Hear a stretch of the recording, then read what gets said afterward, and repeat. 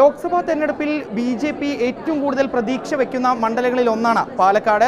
തെരഞ്ഞെടുപ്പിന്റെ ഔദ്യോഗിക പ്രഖ്യാപനം വരുന്നതിന് മുമ്പ് തന്നെ പാലക്കാട് പിടിക്കാനുള്ള എല്ലാ ശ്രമങ്ങളും ബി.ജെ.പി. ആരംഭിച്ചു കഴിഞ്ഞു. ഇന്ന് രാവിലെ പാലക്കാട് നഗരത്തിൽ തന്നെ എൻ.ഡി.എയുടെ തെരഞ്ഞെടുപ്പ് കമ്മിറ്റി ഓഫീസിന്റെ ഉദ്ഘാടനം കഴിഞ്ഞിട്ടുണ്ട്. ഇതിനോടകം തന്നെ ബി.ജെ.പിയുടെ സ്ഥാനാർത്ഥി ആരെന്ന കാര്യത്തിലെല്ലാം വലിയ രീതിയിലൊരു തീരുമാനം വന്നിട്ടുണ്ട്. ഇനി ഔദ്യോഗിക ഒരു പ്രഖ്യാപനം മാത്രമാണ് വരാനുള്ളത്. ഇപ്പോൾ ഏതായാലും ബി.ജെ.പിയുടെ സംസ്ഥാന ജനറൽ സെക്രട്ടറി കൂടിയായിട്ടുള്ള സി കൃഷ്ണകുമാർ നമ്മളോടൊപ്പം ഉണ്ട്. സ്ഥാനാർത്ഥി പ്രഖ്യാപനം എന്തായാലും ഔദ്യോഗികമായി വരട്ടെ. അതിനു മുമ്പ് എന്തൊക്കെ വിഷയങ്ങളായിരിക്കും ഇനി നമ്മൾ ജനങ്ങളിലേക്ക് എത്തിക്കാൻ പോകുന്നത് ഈ ഒരു തെരഞ്ഞെടുപ്പ് പ്രചാരണ സമയത്ത്?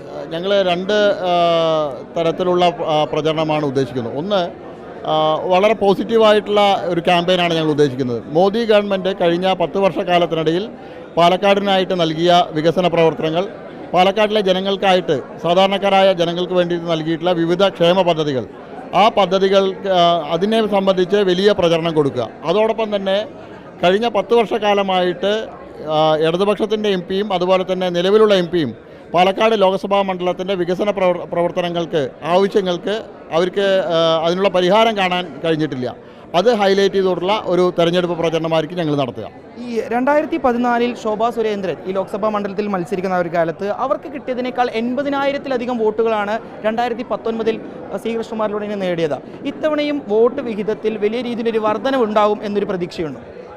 2019 തെരഞ്ഞെടുപ്പിൽ നിന്നും തികച്ചും വ്യത്യസ്തമായിട്ടുള്ള ഒരു അന്തരീക്ഷമാണെന്ന് കേരളത്തിലുള്ളത്. 2019 കേരളത്തിലെ ജനങ്ങൾ രാഹുൽ ഗാന്ധി കേരളത്തിൽ മത്സരിക്കാൻ വന്ന സമയത്ത് വീണ്ടും കോൺഗ്രസ് കേന്ദ്രത്തിൽ അധികാരത്തിൽ വരുന്നുള്ള ഒരു പ്രതീക്ഷയുണ്ടായിരുന്നു. ഇന്ന് കേരളത്തിലെ ജനങ്ങൾക്ക് 100% വിശ്വാസമുണ്ട്. കേന്ദ്രത്തിൽ കോൺഗ്രസ് അധികാരത്തിൽ വരില്ല, ഇടതുപക്ഷത്തിനും കേന്ദ്രത്തിൽ അധികാരത്തിൽ വരാൻ കഴിയില്ല. അവിടെ വീണ്ടും മോദി ഗവൺമെൻറ്റാണ് അധികാരത്തിൽ വരിക എന്നുള്ളത് കേരളത്തിലെ ജനങ്ങൾ ഉറച്ചു വിശ്വസിക്കുന്നു.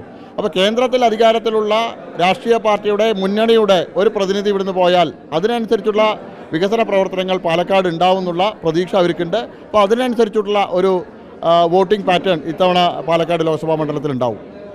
ഈ കഴിഞ്ഞ തവണത്തെ ലോക്സഭാ തെരഞ്ഞെടുപ്പിന് ശേഷം മലമ്പുഴയായിക്കോട്ടെ, ഷൊർണൂരായിക്കോട്ടെ, പട്ടാമ്പിയിലായിക്കോട്ടെ, അവിടെയെല്ലാം ബി.ജെ.പിക്ക് വലിയ രീതിയിൽ വോട്ട് കൂട്ടാനുള്ള ഒരു സാധ്യത ഉണ്ടായിരുന്നു. നിയമസഭാ ഇലക്ഷനിലെല്ലാം നമ്മളത് കണ്ടതാണ്. അതെല്ലാം ഇത്തവണയും ഈ ഒരു ലോക്സഭാ തെരഞ്ഞെടുപ്പിലും ഉണ്ടാകുമെന്നാണ് പ്രതീക്ഷ? തീർച്ചയായിട്ടും കഴിഞ്ഞ നിയമസഭാ തെരഞ്ഞെടുപ്പിനേക്കാളും വലിയ ഒരു മാറ്റം പാലക്കാട് ജില്ലയിൽ ഉണ്ടായിട്ടുണ്ട്. അതിനനുസരിച്ചുള്ള ഒരു വോട്ടിംഗ് പാറ്റേണിലുള്ള മാറ്റം ഇത്തവണ പാലക്കാട് ലോക്സഭാ മണ്ഡലത്തിലുണ്ടാവും. പാലക്കാട് ലോക്സഭാ മണ്ഡലം കഴിഞ്ഞ 1 വർഷക്കാലമായിട്ട് ഞങ്ങൾ സംഘടനാപരമായിട്ട് ലോക്സഭാ തെരഞ്ഞെടുപ്പിനുള്ള തയ്യാറെടുപ്പ് പ്രവർത്തനങ്ങൾ നടത്തിയ ഒരു മണ്ഡലമാണ്. അതിൻ്റെ മാറ്റം ഇത്തവണ തീർച്ചയായിട്ടും പാലക്കാട് ഉണ്ടാവും. വിജയം തന്നെയാണ്. 100% ഞങ്ങൾ ഇത്തവണ വിജയിക്കും പാലക്കാട് ലോക്സഭാ മണ്ഡലത്തിൽ. ഏതായാലും ബി.ജെ.പിയെ സംബന്ധിച്ചിടത്തോളം വലിയ രീതിയിലൊരു വിജയ പ്രതീക്ഷയിലാണ്. ആ ഒരു പ്രതീക്ഷയോട് കൂടി തന്നെയാണ് അവർ ഇപ്പോൾ ഇലക്ഷൻ തെരഞ്ഞെടുപ്പിൻ്റെ ഔദ്യോഗിക പ്രഖ്യാപനം വരുന്നതിന് മുമ്പ് തന്നെ അവർ ഇത്തരത്തിൽ അവരുടെ എൻ.ഡി.എയുടെ തെരഞ്ഞെടുപ്പ് ക്യാമ്പ് ഓഫീസെല്ലാം ഉദ്ഘാടനം ചെയ്ത് മുന്നോട്ട് പോകുന്നത്. നിയമസഭാ തെരഞ്ഞെടുപ്പിൽ ജില്ലയിലെ പല മണ്ഡലങ്ങളിലും ബി.ജെ.പിക്ക് വലിയ രീതിയിൽ വോട്ടുകൾ നേടാൻ കഴിഞ്ഞിട്ടുണ്ട്. അത് ഈ ലോക്സഭാ തെരഞ്ഞെടുപ്പിലും ആ ഒരു വോട്ട് വിഹിതം തങ്ങൾക്ക് ലഭിക്കും. കഴിഞ്ഞ തവണത്തേക്കാൾ ലഭിച്ചതിനേക്കാൾ വോട്ടുകൾ ലഭിച്ച മണ്ഡലം പിടിക്കാൻ കഴിയും എന്നൊരു വിശ്വാസത്തിലാണ് ബി.ജെ.പി ക്യാമ്പ്.